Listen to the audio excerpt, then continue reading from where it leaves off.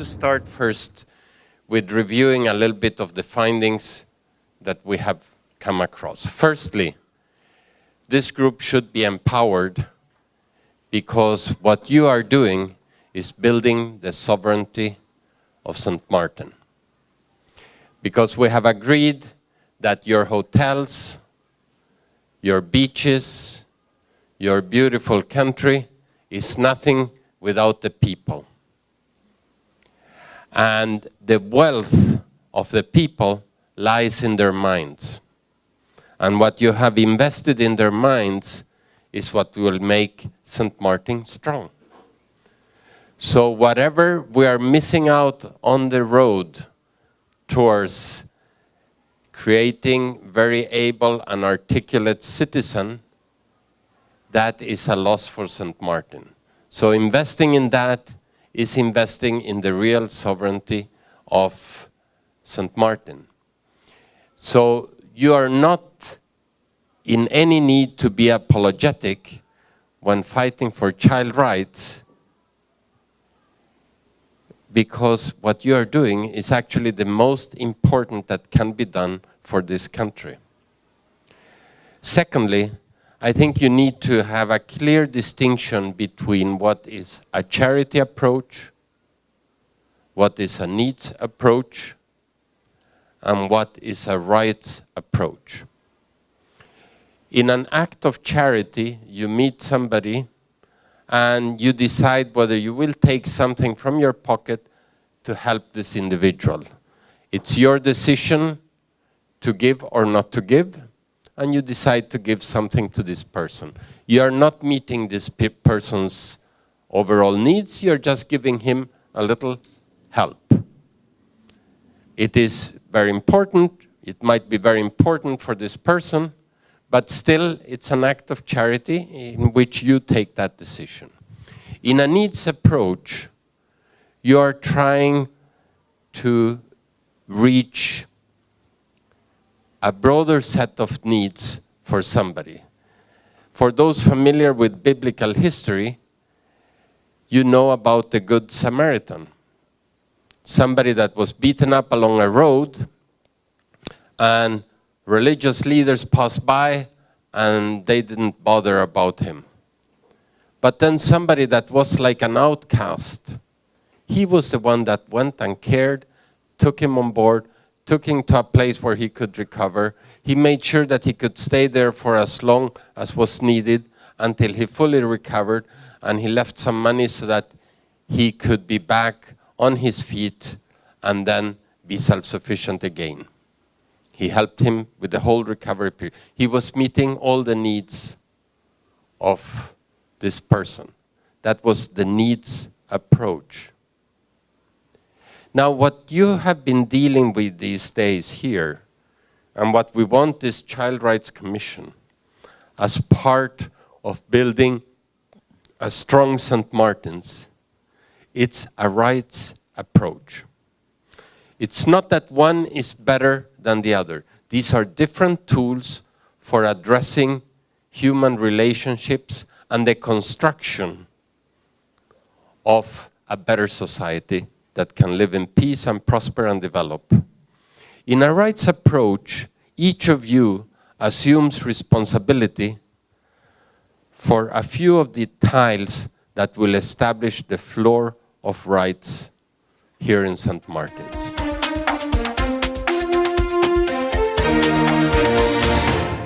Now, one of the more difficult things that we have touched over these days relate to attitudes in the families that generate danger. And we have talked about those attitudes as the pirates of the Caribbean. And they are the pirates of the world. The number one is the silence. Not talking about the fact that so many of our children are exposed to molestation and sexual abuse from a very early age. We have seen that boys are more exposed when they are small, and as of 9 years of age, it is girls that are more exposed to sexual abuse in percentage terms. And we have seen that sometimes we have the wrong attitude, because when we see a pregnant teenager, a very young woman pregnant, we tend to victimize her instead of recognizing, wow, this girl might have a long history of having abused. And now she, on top of that, might be carrying the baby of somebody that has been abusing her. And how do we break that silence? I think it is by very slowly talking to those that have suffered that and have them come forward and help break the silence and make sure that this doesn't happen to the next generation. It might be too late, or you might not be interested in bringing to justice the man that abused you 15, 20, 25 years ago. But you need to talk in order to make sure that this doesn't get repeated in the next generation.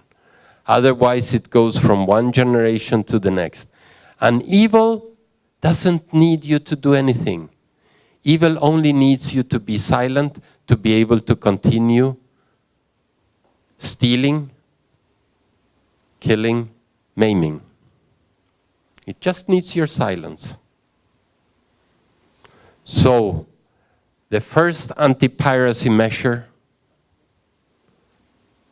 is breaking that silence.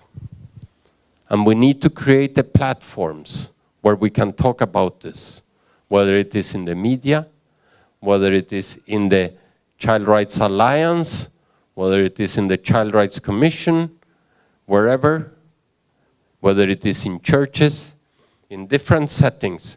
We need to be part of trying to break that silence. We need to also make sure that we engage with children in a completely different way from day one they are born. We have an average of 11 minutes a day that any parent engages with their child, and that's among the best. But they spend perhaps 4 hours a day in front of a television set or in front of a computer screen. If 11 already is very good compared to what it is in average, at least let's try to generate awareness that you need eye contact, you need to be present. We are too absent in how we relate with our children. Yes?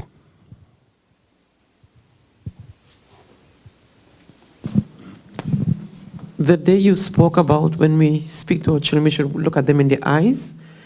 I reflected back because a lot of time parents would tell their children, especially if they beat them or in conversation, don't watch me. They would have that attitude. So a lot of people grow up not looking at each other in the eye when they speak. So exactly. I find that that was a way of, to me, dominating that person, making that person scared and being able to talk back. And even now you find parents or adults doing that same thing. Don't look at me. Don't look at me. But I believe we should allow them to look at us in our eyes. We should listen to them, what they have to say. It mightn't be pleasing, but a lot of times when they speak, they tell the truth.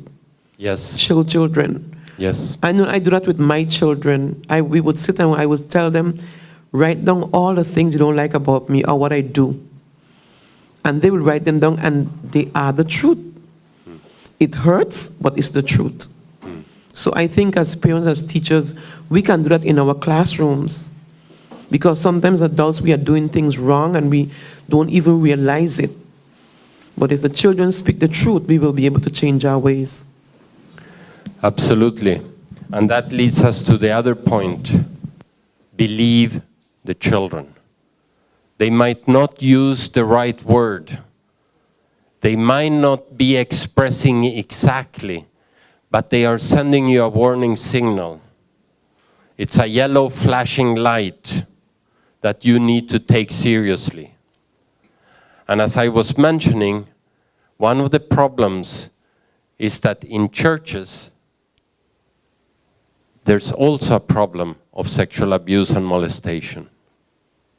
Because we live in this world, and we are all human beings that can fall. And therefore, in every church, there needs to be clarity about the consequences for the leaders if there is any molestation of any child, of any young girl or boy in the church.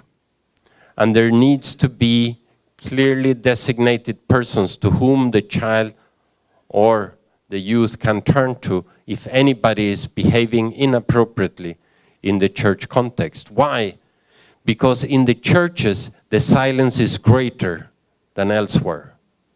And in the silence, it's also hidden the fact that they always believe the leaders and the pastors more than the child. And we need to learn to do like Jesus did. He put the child in the center. There were 12 ministers around him that didn't want the child to come. And he was the one that accepted what a teenager had to come. 2 fishes, 5 loaves of bread. He accepted that. There were 5,000 people that could have given him things. What he took was what a child had. A teenager wanted to give. And he accepted that. And he made it multiply. He saw the value. He saw the development value. And look at what he made with that little gift from a teenager. Do we see value in our teenagers? A lot of the things that go wrong between 10 and 20 years of age, the foundation for things going wrong were laid between 0 and 10. So we need to go and look back. What is it that needs to change in how we relate with our children? If a mother tells her daughter, her boy, already at 2, 3, and 4 years of age, if anybody starts touching you in the following way, you tell them immediately stop. And we need to remember that practically 90 to 95% of all sexual abuse worldwide, the perpetrator has the key of the house. The perpetrator has the key to the house, trusted, even loved, and so on. And remember, the perpetrators are always dressed like angels of light. And they come caressing in order to steal the body of the boy, of the girl. They are coming to steal, kill, and maim. We also need to tackle how we talk to children. Imagine if we talked to an adult person or to a neighbor in the way some of the mothers, in the way some of the fathers speak to their children. How come we have developed that type of aggressive way of talking to the child? And we need to find a new way of how we interact with the children and how we talk to them. Because children have fantastic things to give us. And that leads us also, as part of this toolbox that we want to give the 99 sheep, in terms of how they relate with their little sheep. You know, how do we make sure that they speak to their children in a way that constructs? And we have here tried to look at the difference between violence and discipline. And we have today more violence than ever and too little discipline. And we need to change that balance the other way around. Now, discipline is very closely associated with discipleship. The good example, you're showing the way, you're leading the way, you're using your rod to guide the sheep to stay on its path. If you start beating the sheep with your rod, the sheep will go all over the place. Moses used the rod to hit the rock when he was supposed to talk to the rock. And for that reason, he wasn't allowed to enter the promised land. We need to again start talking to our children instead of beating them.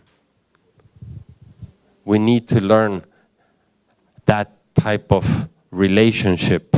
It should be part of that toolbox of the 99 sheep on how they relate with their children. It's so important. We know that evil will always find new ways of operating. And we have talked about the fact that criminals are sometimes better at teenage development than the rest of us. They bring together the teenagers, they give them a sense of mission, they teach them how to be a good thief, they give them the tools, they give them that sense of community, they make them part of that fellowship. How come they are more successful than the churches or than many of the other social services? How come criminals around the world have become better at teenage development than society at large? We need to be better at not just talking about youth participation. We want youth development. But that youth development needs to start already with infant stimulation. A baby that just lies around and so on is not stimulated. That's not good enough. Every baby needs to be stimulated. I will give you an extreme example. In Bangkok, Thailand, some years ago, as you know, Thailand has been known for being a country where there is a lot of prostitution. It has socially existed for a long time, and with tourism, it just kept on increasing. So there are many babies born, and in Bangkok there were several child homes. I don't know how it is today, but I'm talking about 30 years ago when I was living there. They had children's home with, one of them had 800 babies with only 50 staff members. And they had volunteers that would come to try to hold a baby, because there were many babies and even children, you know, that were never lifted. So there were children of 1, 2, and 3-year-old that couldn't walk because nobody ever lifted them out of their bed. That's the extreme case of lack of infant stimulation. But look at this. We're not even talking 11 minutes to this baby, looking at the baby in the eye.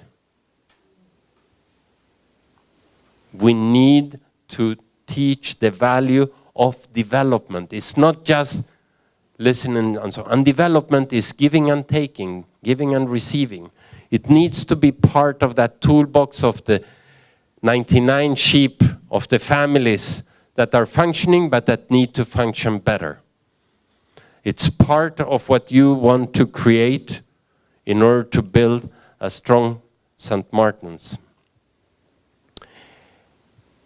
We have also discussed the issues of persons with special abilities. And too many still view children born with a syndrome as if it was a sickness or as if they were retarded or something. And we need to learn that they, in the garden of God, they are flowers with a very particular color. And it is the responsibility of us, typical persons, to learn their language, not to force them to learn our language. And it is our duty and responsibility to see what are they good at, to look at their special ability to love, because they give love like nobody else that gives love. If I try to give that love, you will become suspicious of my motives. When a person with a special syndrome or condition gives love, you know it's genuine. So they are here on earth to teach us something. And we shouldn't see those families as victims, but as families that have the special privilege to have a child with such special ability. And as a society, we should make sure that they are strengthened and helped. Society shouldn't see it as a surprise when suddenly a child is born with Down syndrome. And remember, they are on their way to extinction. 92% of the pregnant mothers that have a baby with Down syndrome are aborting them. Why? Just because they had Down? When in Germany Hitler was doing this, the world was in shock. And today this is happening without anybody reacting. What has happened to our values? We need to go in and look at it. Because tomorrow, they might not like those with a blonde hair. Or something else that I might have as a different ability. None of you can fly. Do I consider you disabled because you can't fly? It's just that we have different abilities. All of us have different abilities. The art of relationship is getting the best out of each other, finding the best in each other, not identifying our weaknesses and being defined by our weaknesses. Part of building a strong St. Martin's is to be clear, how does the floor of rights look like for a family that has a child with special abilities? Yes? Okay.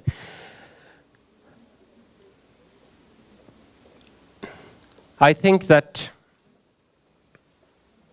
this way of talking has been mentioned that, oh, you're no good, when parents talk to their children. And we have particularly talked about the absent fathers. Now, I heard in one of the islands, I think it was in Ceiba, a young man of 21 years of age that had already fathered 3 children with 3 different women. I also remember one of the drivers of an organization that had 21 children from 7 women in 4 different countries of the Caribbean. Now, nobody can tell me that this is the right type of behavior. And we need men to assume a greater responsibility for changing male behavior. Worldwide, it is men that control budgets. It is men that start wars. It is men that commit most of the crimes. It is men who commit a significant majority of the sexual abuse. And we're not looking at it from a gender perspective. And I think it's time that men start assuming responsibility, that we as men need to behave differently. Now, obviously, mothers need to make sure that they contribute to create a different type of education towards their boys. And that relationship between a brother and a sister, already there the mother can help create, okay, are you giving a little gift to your sister? Are you treating her like a princess? And so on. You know, that type of attitudes need to be implanted at a very early age. And don't be surprised if you then have, during the teenage years, all these bad behaviors developing.